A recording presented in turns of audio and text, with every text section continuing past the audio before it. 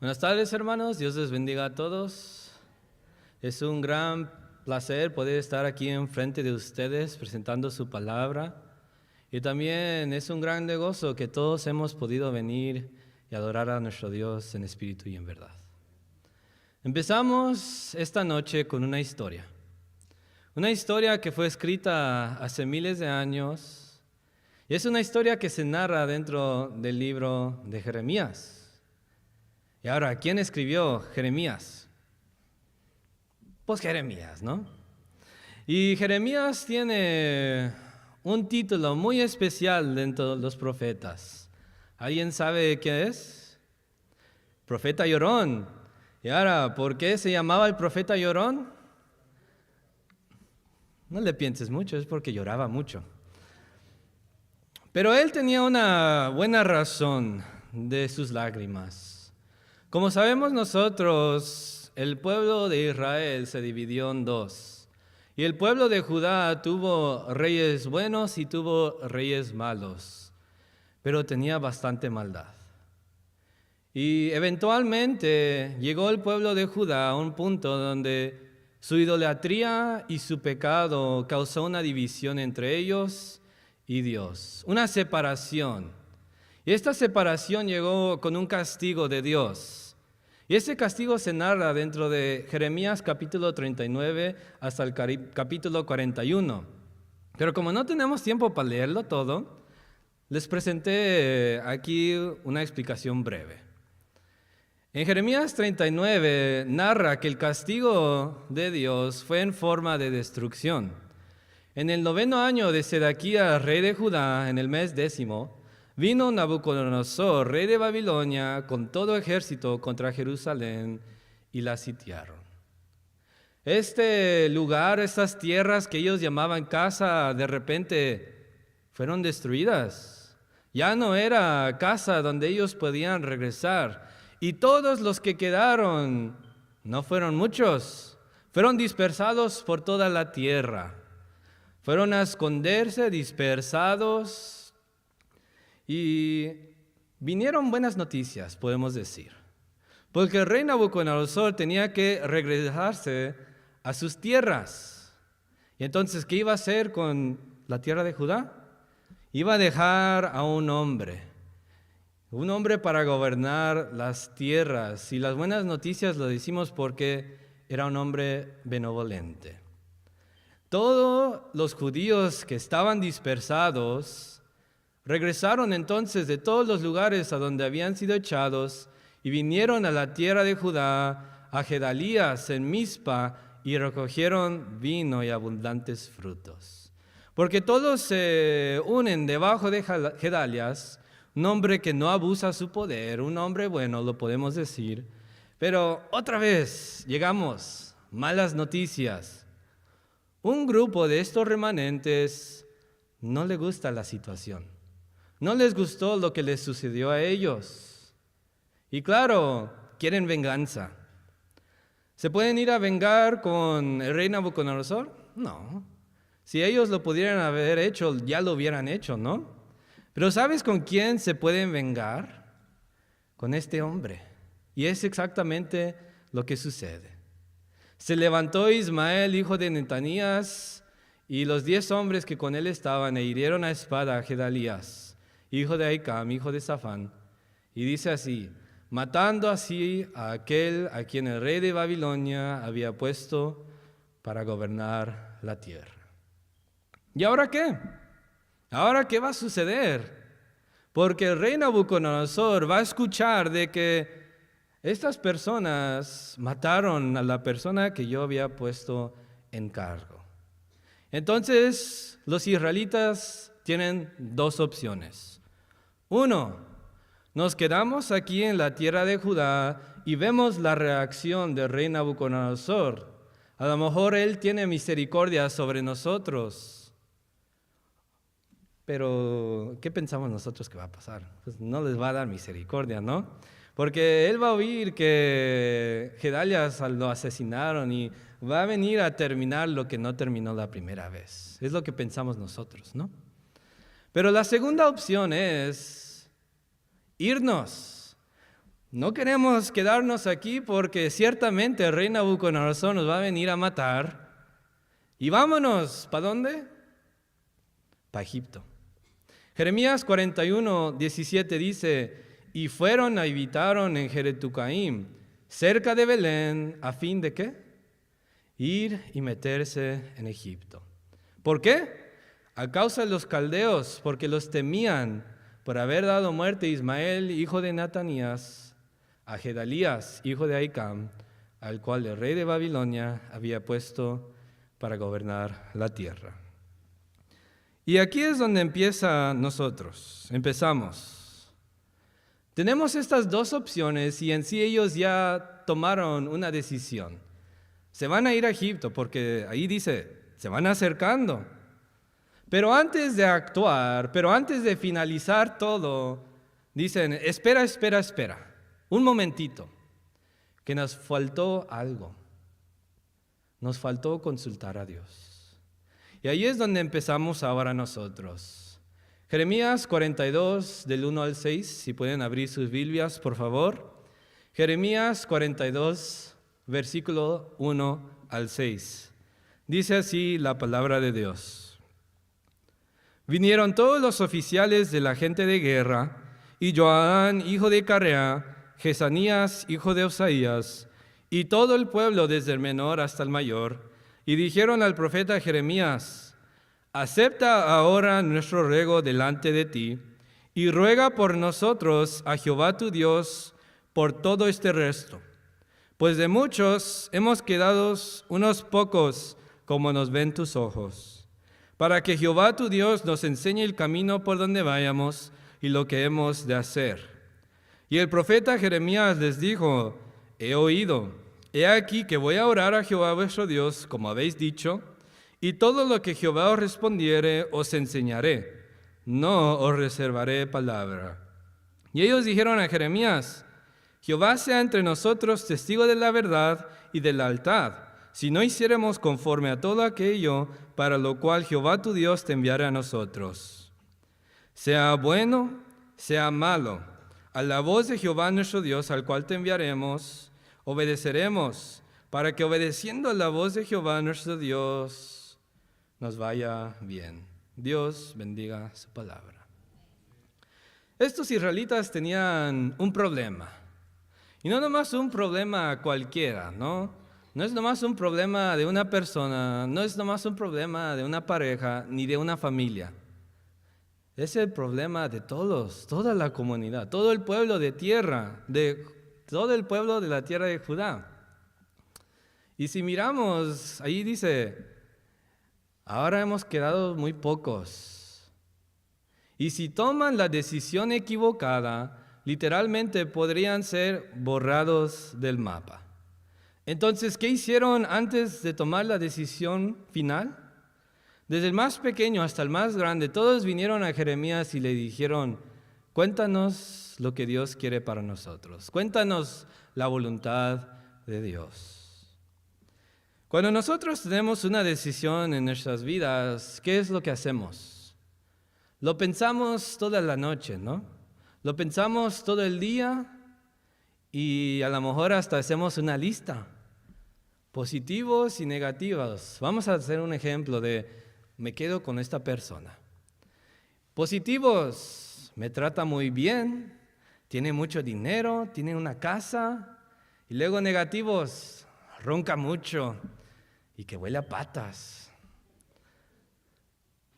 También le preguntamos a nuestros amigos, a nuestros familiares y les decimos, mira, esta persona, mi pareja, me ha hecho esto, esta es la situación, ¿qué debería de hacer?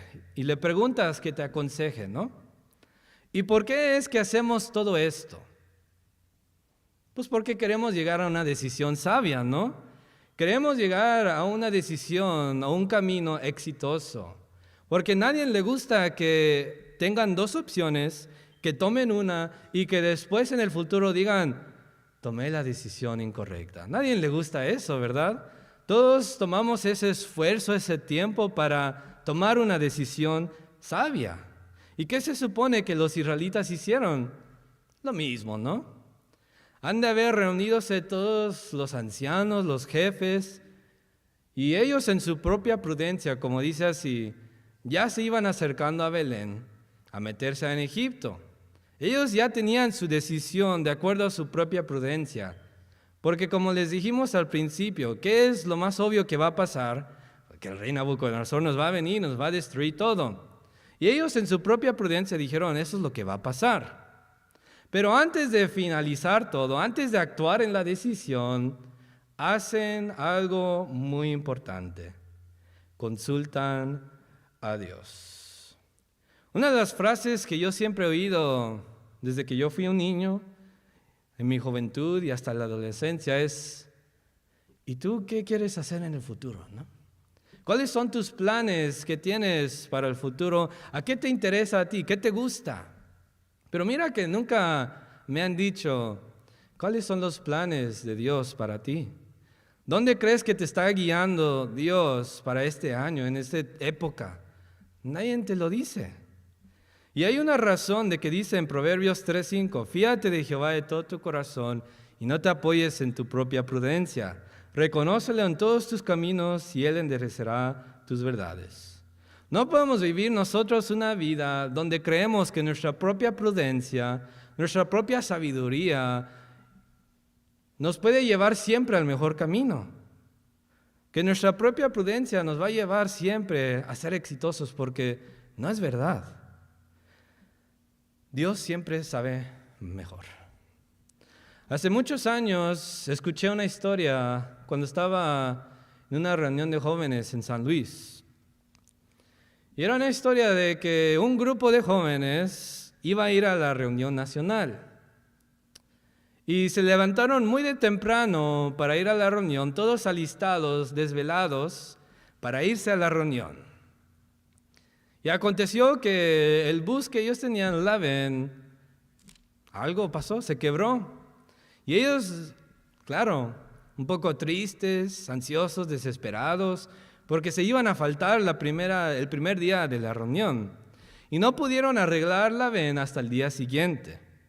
Y el día siguiente finalmente despejaron en su camino.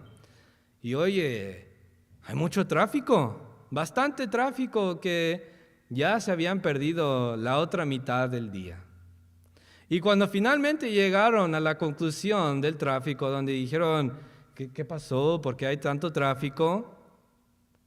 Miraron bastante policía y miraron el ejército.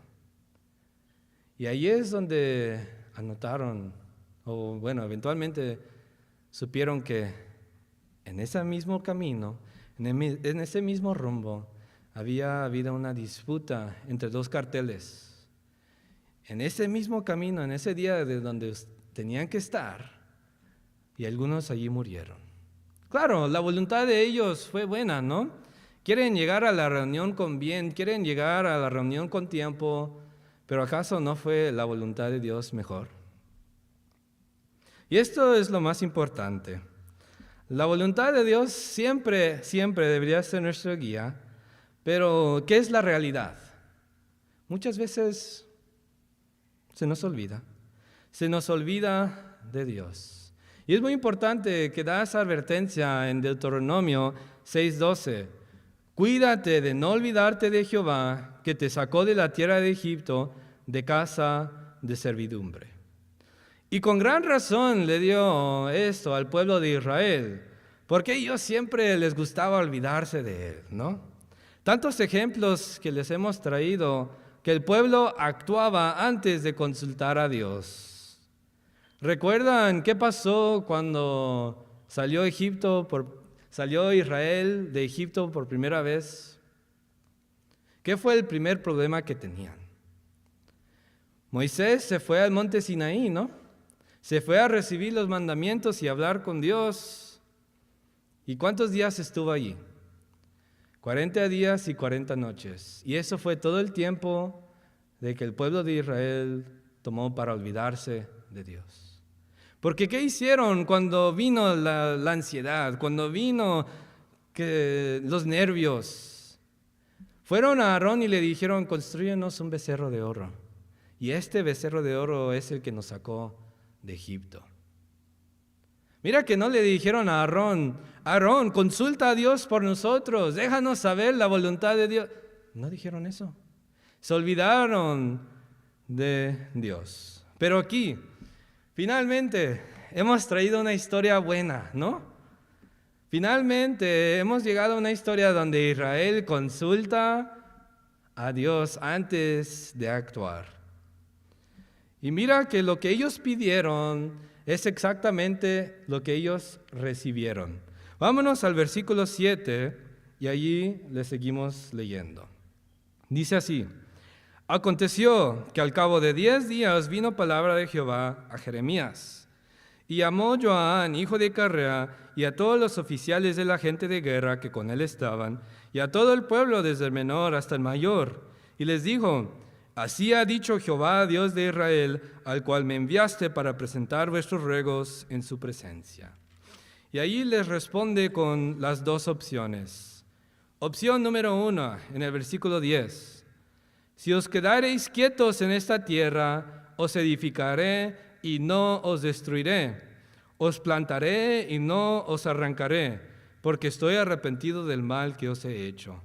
No temáis de la presencia del rey de Babilonia, del cual tenéis temor. No temáis de su presencia, ha dicho Jehová, porque con vosotros estoy yo para salvaros y libraros de su mano. Y tendré de vosotros misericordia, y él tendrá misericordia de vosotros, y os hará regresar a vuestra tierra. Opción 2.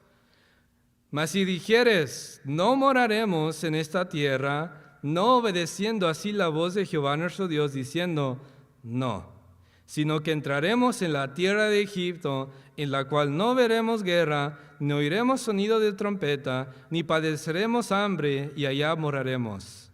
Ahora por eso, oí la palabra de Jehová, remanente de Judá. Así ha dicho Jehová de los ejércitos, Dios de Israel. Si vosotros volveréis vuestros rostros para entrar en Egipto y entraréis para morar allá, sucederá que la espada que teméis os alcanzará allí en la tierra de Egipto, y el hambre que tenéis temor allá en Egipto os perseguirá, y allá moriréis. Son un poco duras esas últimas palabras, ¿no? Pero al final del día, yo creo que esta es la respuesta, es la mejor respuesta que ellos hubieran obtenido. Es mejor que ganarse los números de la lotería, ¿no? Porque te puedes imaginar esto, un problema tan grande y una solución tan clara. Vamos a dar un ejemplo para verlo en otros ojos. Imaginémonos que tenemos una familia, una pareja y unos 5 hijos. Y nos dan una oferta de trabajo. Ya tenemos nosotros un trabajo aquí en Texas, pero nos dan una oferta de trabajo allá en Oklahoma. Y aquí en Texas tú ya tienes una comunidad, ya te pagan bien, un trabajo bien. Y aquí tus hijos están en la escuela, están felices, ya tienes casa, está bueno, ¿no? Pero te dan una oferta que te vayas allá a Oklahoma y mira que te van a pagar 5 veces lo de tu sueldo. Y allá están más baratas las casas, ¿no? Y allá podemos decir en este ejemplo que las escuelas están mejores. Y ahora tenemos que tomar la decisión. ¿Nos quedamos aquí en Texas o nos vamos a Oklahoma? ¿Qué vamos a hacer? Como lo dijimos al principio, vamos a pensarle para llegar a una decisión sabia. Tomamos las 2 opciones o miramos las 2 opciones y allí tomamos una decisión. Decimos, vámonos a Oklahoma, porque aunque no me guste, nomás tengo que estar allí unos años y me puedo regresar. Pero imagínate que tengamos al profeta Jeremías que podemos ir y decirle, ¿qué es la voluntad de Dios? ¿Dónde debería de irme? Y tú te vas con el profeta Jeremías y el profeta Jeremías te dice, mira, si tú te quedas aquí en Texas, vas a ser próspero. Ese trabajo que tienes te van a aumentar el sueldo. Y mira que tus hijos van a ser prósperos en la escuela, van a agarrar aquí trabajos, ir a la universidad y vas a tú estar feliz aquí. Pero si tú te vas a Oklahoma, mira que ese trabajo que te dieron en 2 meses se va a desaparecer. Que van a decir, fue idea mala y que no vamos a hacerlo ya. Y mira que esa casa que tú vas a comprar va a estar infestada por cucarachas y por ratas. Y mira que tus hijos todos los días van a venir llorando porque no tienen amigos. ¿Qué va a ser la decisión que vas a tomar tú? Te digo, ¿es sencilla la decisión que vas a tomar? Obvio. Puedo respirar, porque antes estaba pensándole mucho, le estaba preguntando a la pareja, a los hijos, qué querían hacer, pero ahora con esta decisión que tengo que hacer, ahora tengo una decisión clara. ¿Y cómo nos gustaría eso, no? Tener a un profeta para decirnos qué es la voluntad de Dios, decirnos qué son los caminos de donde debería de ir. Pero si no tengo a Jeremías que me diga, ¿a dónde voy a ir? A la palabra. Segunda de Timoteo 2:16 dice, toda la escritura es inspirada por Dios y útil para enseñar, redarguir, para corregir, para instruir en justicia, a fin de que el hombre de Dios sea perfecto, enteramente preparado para toda buena obra. ¿Alguien sabe lo que dice Salmo 119:105? Lámpara a mis pies es ¿qué?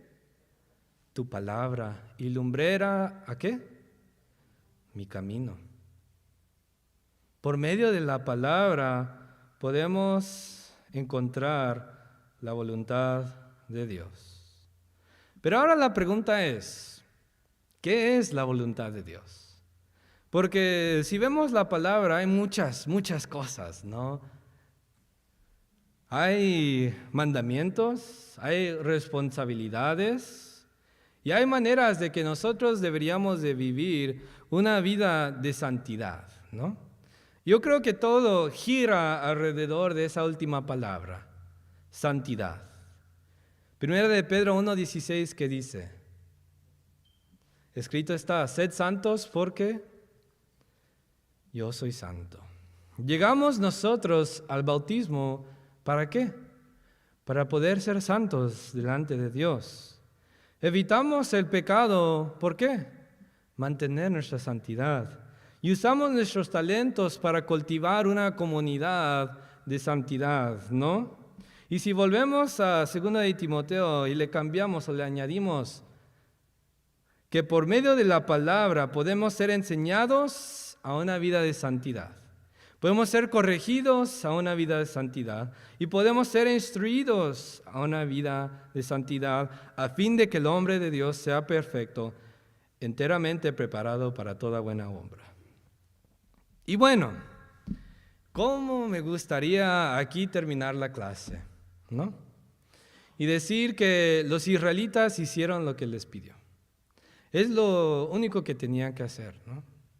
Ellos pidieron la voluntad de Dios y lo que ellos pidieron recibieron y hasta les dieron las opciones o les dieron los resultados.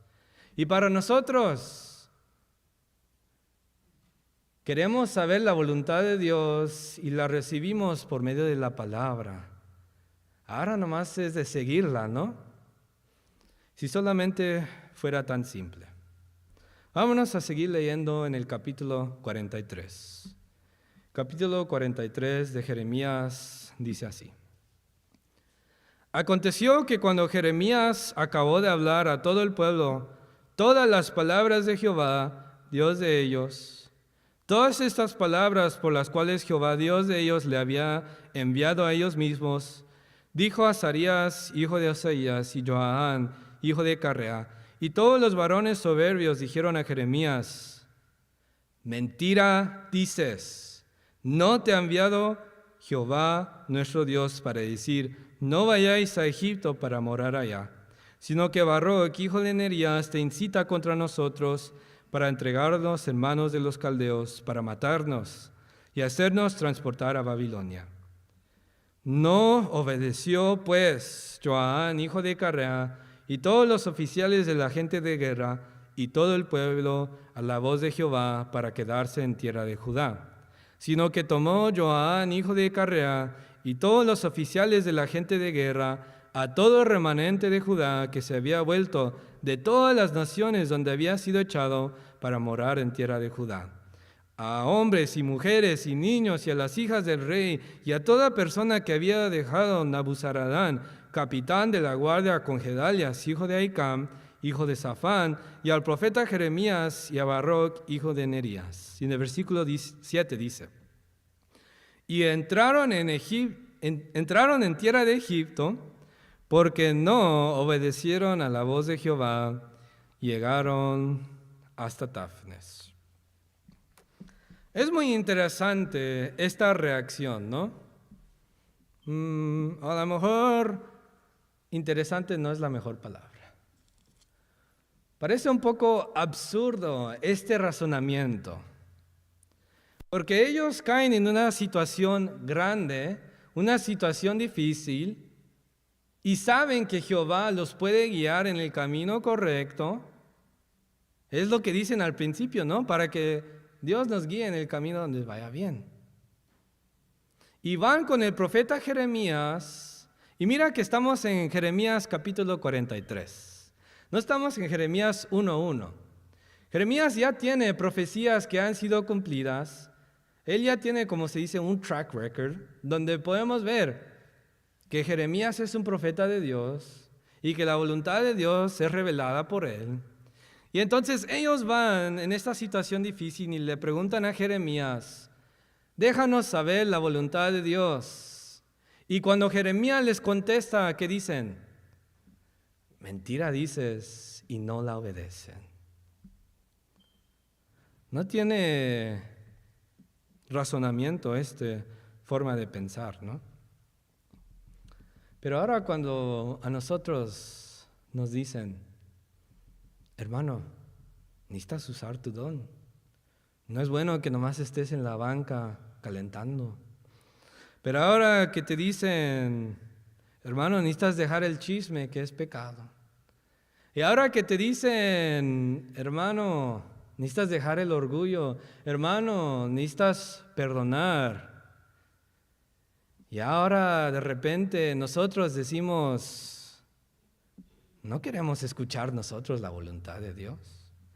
¿Cómo nos hemos de ver cuando le rogamos a Dios: enséñanos tu camino, enséñanos tu voluntad? Y cuando nos enseña por medio de la palabra, le decimos: no, mentira dices.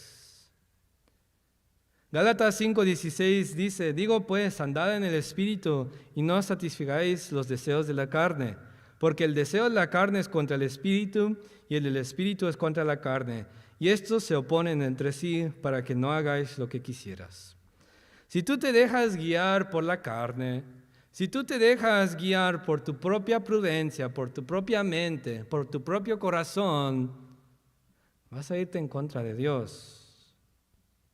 No vas a querer ver nada con lo que Dios te pide. Y vas a estar como los israelitas, ¿no? Mentira dices.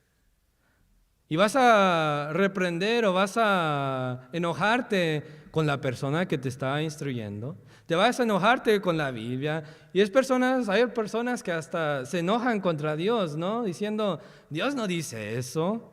Y eso es la razón de que muchas veces en las iglesias ahora vemos que el pecado se acepta como nada. ¿Acaso no hemos visto iglesias donde dice: es lícito un hombre y un hombre estar juntos? ¿Es lícito una mujer y una mujer estar juntos? ¿Por qué? Y cuando tú les dices los versículos, cuando tú les dices la palabra, ¿ellos qué te dicen? No, mentira me dices. Eso no es lo que dice la Biblia. Y te dicen: no, es que está fuera de contexto, está fuera. Pero ahí te dice muy claro la voluntad de Dios. El problema es que no lo quieres seguir. Y eso es la misma actitud. Muchos quieren saber la voluntad de Dios, muchos la piden, ruegan a Dios querer saberla, pero cuando les llega, no la obedecen. Déjame dar un ejemplo, ¿no? Casi todos venimos al culto para poder aprender un poco más de la voluntad de Dios, ¿no? Claro, venimos a adorarle, pero también para aprender. Y vamos a dar el ejemplo que un domingo en la mañana tú pides que Dios te enseñe el camino en tus oraciones cuando te levantas. Y vas al culto y ahí está la prédica de el perdón. Y allí te da varios ejemplos de cuántas veces debería de perdonar a mi hermano. 70 veces 7. Y hasta te da el ejemplo de Jesús en la cruz, donde dice, perdona a los que no saben lo que hacen. Y tú en tu corazón habías pedido la voluntad de Dios y la escuchaste. Y ahora llega ese hombre o esa mujer que te traicionó. Llega esa persona que te estafó. Llega esa persona quien te quitó todo. Y ahora te pregunto, ¿quisiste saber la voluntad de Dios? Sí. ¿La palabra de Dios es voluntad de Dios? Te pregunto, sí. ¿Y ahora vas a seguirla? ¿Vas a perdonar a esa persona que solo con oír su nombre dices, ay, yo? ¿Y qué es la respuesta? Yo no le voy a perdonar a nadie. No lo perdono ni hasta en mi muerte. Porque la respuesta a esa última pregunta es un sí o es un no. ¿Vas a seguir la voluntad de Dios? ¿Sí o no? Y dependiendo en tu respuesta va a haber un resultado diferente. Para los israelitas, ¿qué eran las opciones? Opción 1, quedarse en la tierra de Judá. Opción 2, irse a Egipto. ¿Y cuáles eran los resultados de esas cosas? Opción 1, si se quedan aquí en la tierra van a ser edificados y la misericordia de Dios los iba a alcanzar. Mas si se van a Egipto, esa espada que tanto temían les iba a alcanzar. Y ahora para nosotros, ¿cuáles son las dos opciones? ¿Obedecemos la voluntad de Dios o no? Y decimos que Jeremías les dio muy claro, ¿no? Pero te digo que la palabra también te lo da muy claro. Marcos 16:16, el que nos aprendimos en la clase de los jóvenes, dice, el que creyere y fuere bautizado, ¿será qué? Salvo. Mas el que no creyere, será condenado. Daniel 12:2 dice, y muchos de los que duermen en el polvo de la tierra serán despertados, unos para vida eterna y otros para vergüenza y confusión perpetua. ¿Cuánta paciencia no tuvo Dios con Israel, pero cuánta más no tiene con nosotros? Segunda de Pedro 3:9 dice, el Señor no retarda su promesa, según algunos la tienen por tardanza, sino que es paciente para con nosotros, no queriendo que ninguno perezca, sino que todos procedan al arrepentimiento. Nunca sabes tú lo que va a pasar cuando sales por esas puertas. Porque la voluntad de nosotros, en nuestra propia prudencia, sabiduría, es irnos a nuestras casas y mañana levantarnos para trabajar o para hacer algo, ¿no?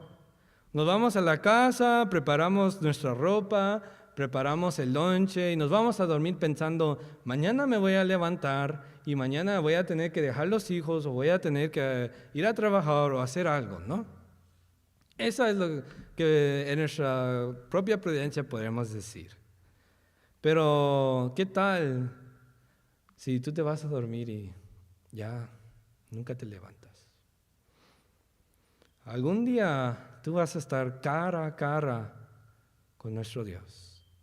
Romanos 14:12 dice, de manera que cada uno de nosotros dará a Dios cuentas de sí. La opción es tuya. Si tú sabes que en este momento no estás viviendo de acuerdo a la voluntad de Dios, que tú no estás siguiendo lo que Dios pide de ti, tienes la opción de cambiar. Porque algún día vas a estar enfrente de Dios y no sea que Él nos diga, ¿y por qué no seguiste la voluntad mía? Hoy has escuchado su voluntad y lo único que falta es seguirla. Vamos a ponernos de pie y que Dios les bendiga.